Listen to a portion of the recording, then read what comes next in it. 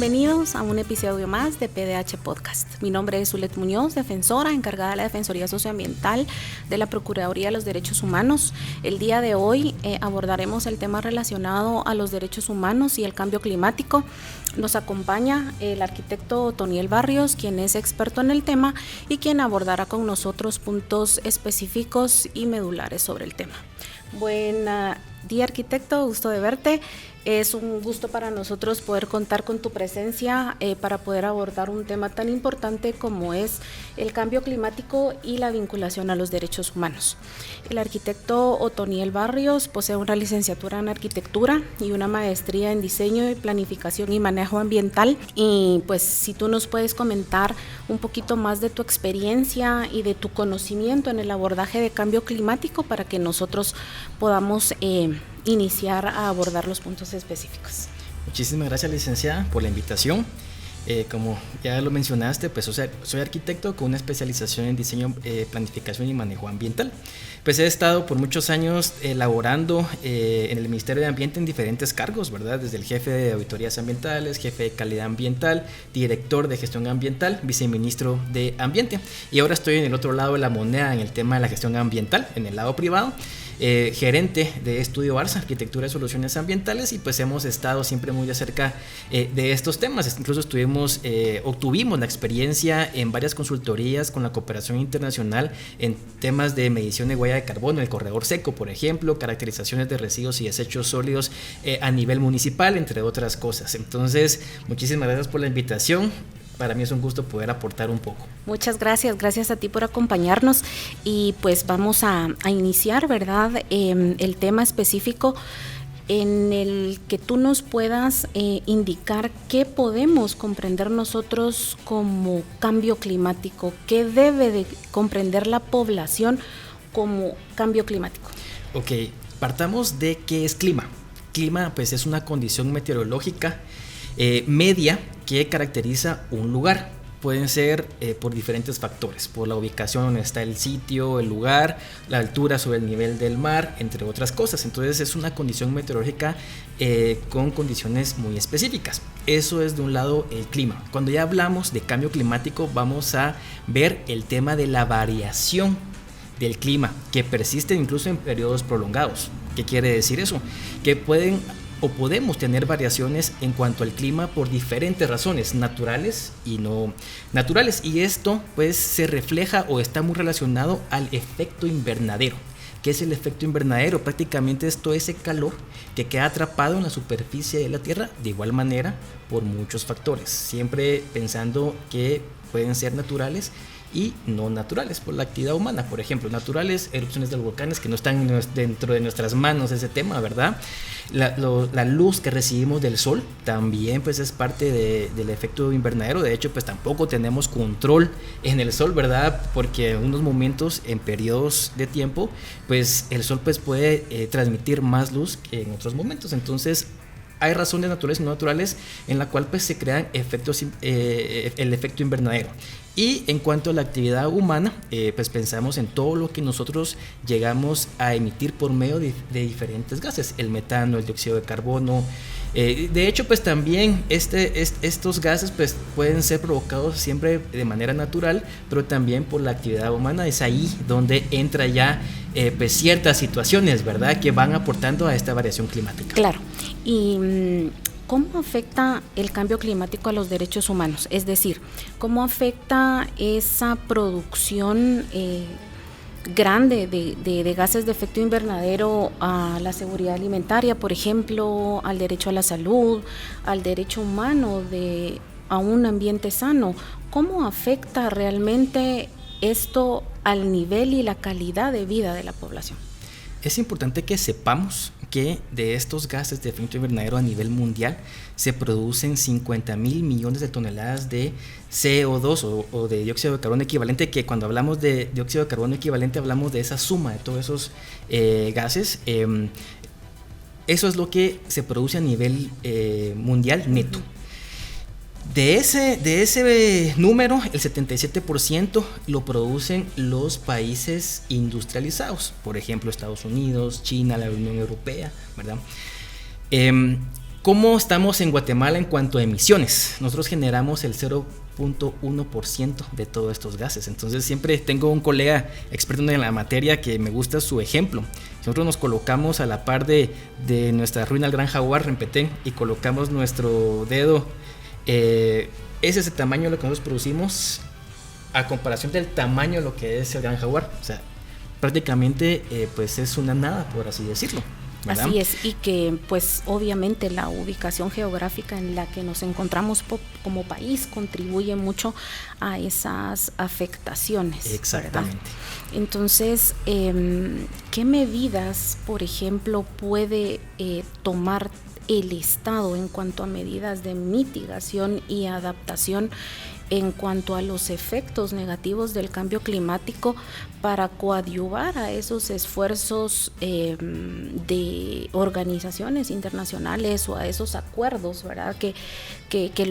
A los que los estados se comprometen en las conferencias de las partes para poder minimizar esos impactos? Como tú lo dices, justo estamos, tal vez de repente pues no aportamos en cuanto a emisiones, pero estamos en una ubicación que somos tan vulnerables ante los efectos del cambio climático, que es ahí donde pues sufrimos. Por ejemplo, tenemos el corredor seco. El corredor seco, cuando hablamos del corredor seco, pues es un área de nuestro territorio nacional que pues estamos alrededor de 8 departamentos que conforman este llamado corredor seco, donde vemos mucha sequía, ¿verdad? Cuando hay mucha sequía, pues eso es equivalente a tener suelos no tan fértiles para la agricultura. No tener suelos no tan fértiles es equivalente a una mala calidad de productos alimenticios o a no tener productos alimenticios, y eso pues también lo vemos dentro de la cadena, ya la desnutrición, por ejemplo.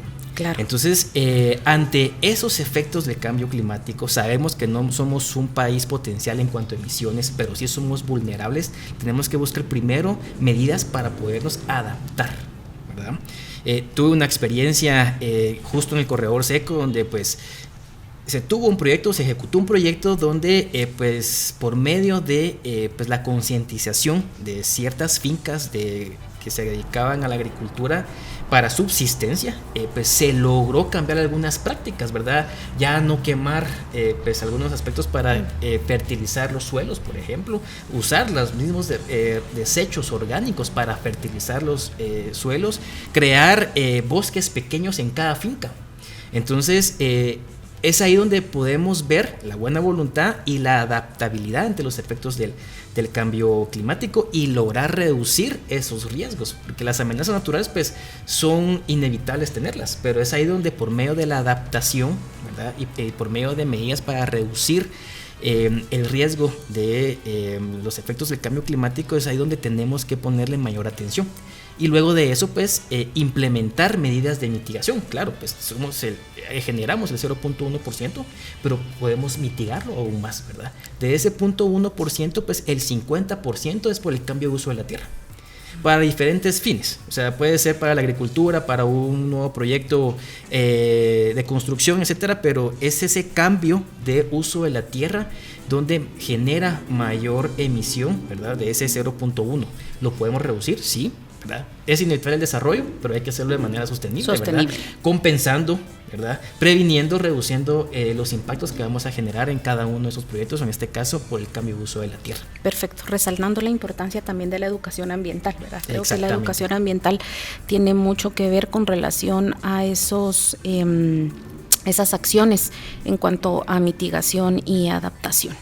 Y en consecuencia, si tú nos puedes mencionar como las acciones, medidas o planes de acción inmediatos que se puedan tener para minimizar estos impactos y con ello garantizar el derecho humano, no solamente a un ambiente sano, sino que el derecho a la salud, a la seguridad alimentaria, al acceso al agua de la población guatemalteca.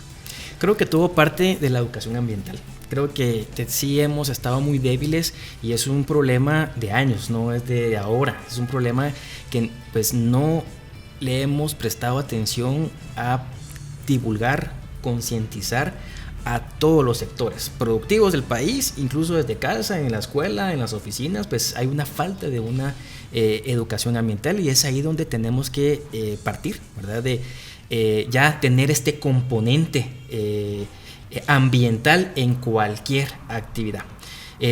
Pues luego de eso tenemos muchos problemas, ¿verdad? Por ejemplo, el manejo de los residuos y desechos sólidos, el no tratamiento de las aguas residuales, que conlleva un daño ambiental, que conlleva una contaminación, y ahí es donde sufrimos las consecuencias dentro de los diferentes sistemas ambientales. O sea, tenemos un mal manejo de los residuos y desechos sólidos, pues sabemos que vamos a llegar a contaminar no solo los suelos, sino los mantos freáticos. Claro. Esto quiere decir las aguas superficiales, las aguas subterráneas, todo lo que arrastra al momento de que hay una lluvia hacia los cuerpos hídricos del país, esa agua que muchos utilizan como para poder pues usarla en la agricultura, por ejemplo.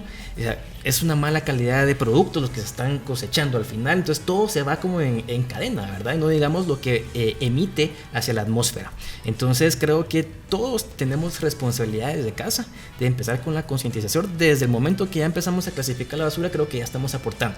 Uno dice, pero solo yo estoy clasificando, pero pues vamos sumando 1 más 1, pues ya cada vez pues vamos haciendo conciencia en nuestros alrededores. No digamos los sectores productivos del país, que tienen la responsabilidad no solo de cumplir con legislación y normativa ambiental, de tener una licencia ambiental, por ejemplo. Muchos lo ven como trámite, al momento que le entregan la licencia o una resolución dándoles el aval correspondiente, pues es ahí donde justo inicia la gestión ambiental de cada proyecto, ¿verdad? Todos los compromisos que deben de cumplir están relacionados justo a la problemática, ¿verdad? Tener una buena gestión de residuos y desechos sólidos, a un buen tratamiento de aguas residuales, entre otras cosas. Perfecto, sumando también el tema de la deforestación, ¿verdad? Que también eso es otro tema muy importante, y de hecho que contribuye al tema de poder compensar las emisiones en nuestro país, ¿verdad? El poder adoptar medidas para generar bosque, conservar bosque, eso podría ser una bomba positiva y en la cual pues Guatemala podría aportar.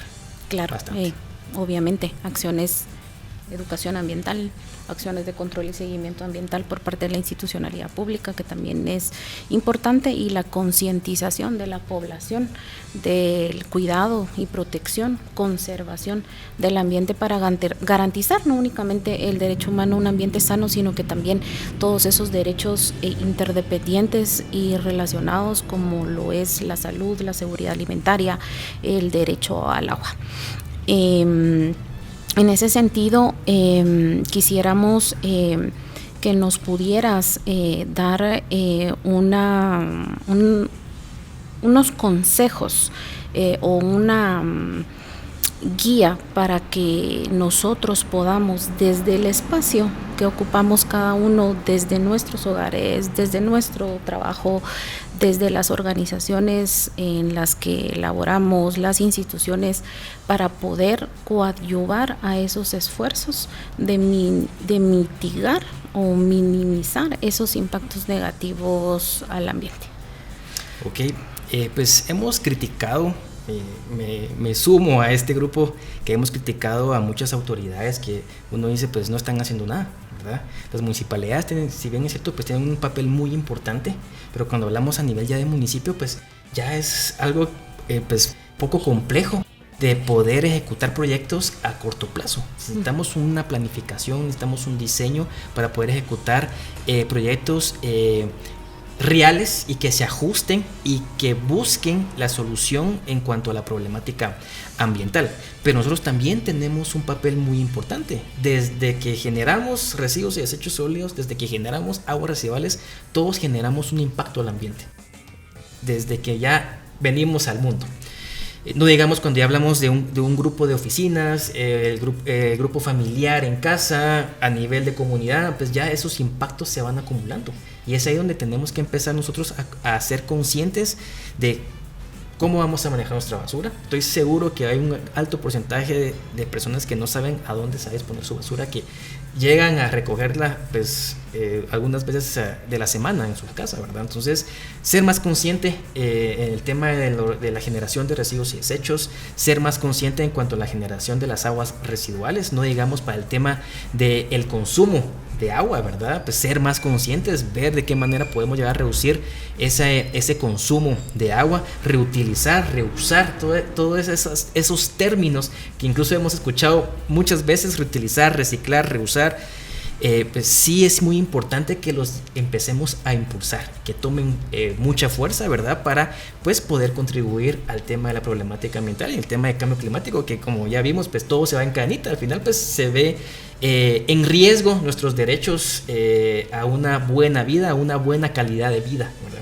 Perfecto. Sí, nosotros es importante hacer mención en esta intervención que el mandato constitucional y legal del Procurador de los Derechos Humanos es supervisar a la administración pública.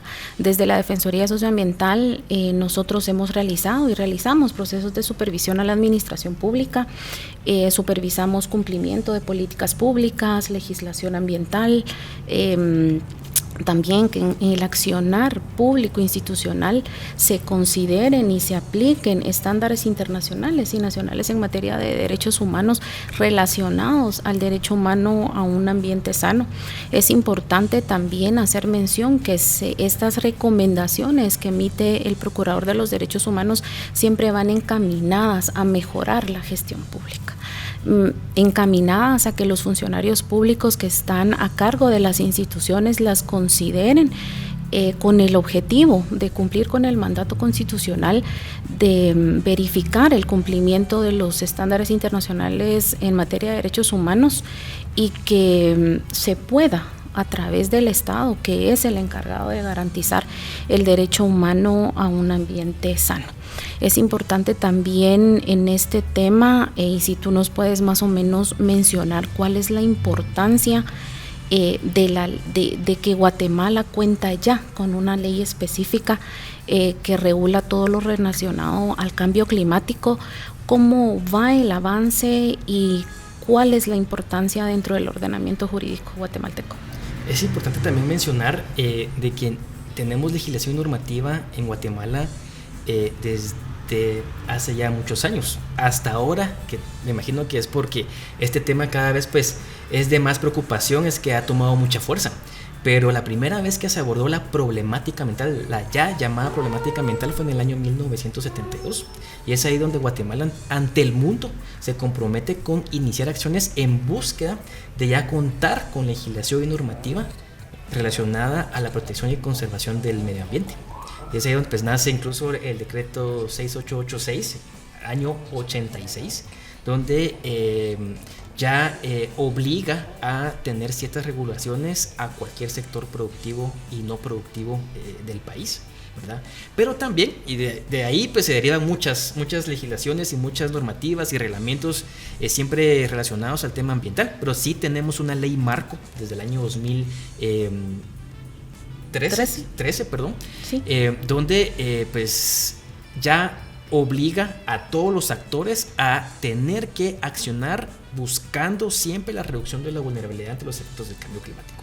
Ahí es donde entra la municipalidad desde su planificación, planes de ordenamiento territorial que busquen la reducción de los riesgos. Creo que hemos visto y escuchado pues algunas situaciones donde pues han sido pues desastres, ¿verdad? Por la falta de un plan de ordenamiento territorial. Por ejemplo, las municipalidades, el gobierno central definitivamente es otro actor muy importante desde el ejecutivo, ¿verdad? En los diferentes ministerios, no solo el ministerio, claro, o sea, el ministerio, si bien es cierto, es el ente rector, pero tenemos muchos ministerios que deben de adoptar este componente. El Ministerio de Comunicaciones, por ejemplo, construir proyectos resilientes.